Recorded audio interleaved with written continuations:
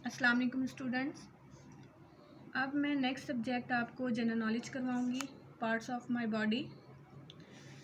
गुज़िश्ता रोज़ हमने किया था आई के बारे में पढ़ा था। एक दफ़ा और रिपीट कर लेते हैं।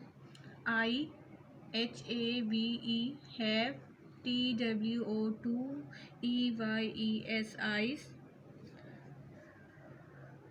ISEECWITH with my EYES ice.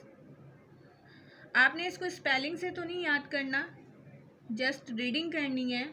आपको पता होना चाहिए कि आपकी आंखें कितनी हैं, और आई होप आपको अब पता चल गया होगा कि आपकी आंखें कितनी। I have 2 ice.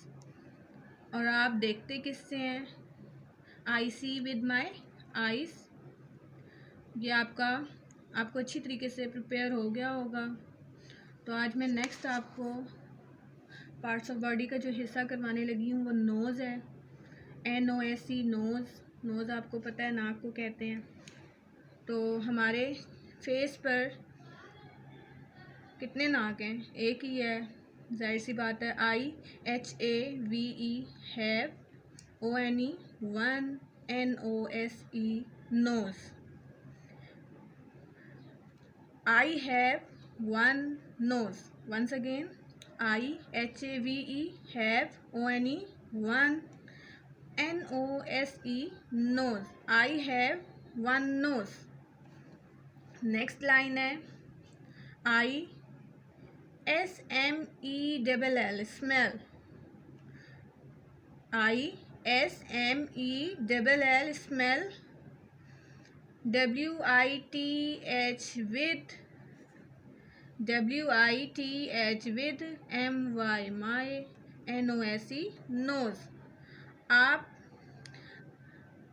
पता है कि आप खुशबू या बदबू कहाँ से लेते हैं? नोज़ से, नाक से। कोई भी चीज़ आपको सूंघना हो, कोई स्मेल लेनी हो, आप किससे लेते हैं? अपनी नाक से लेते हैं।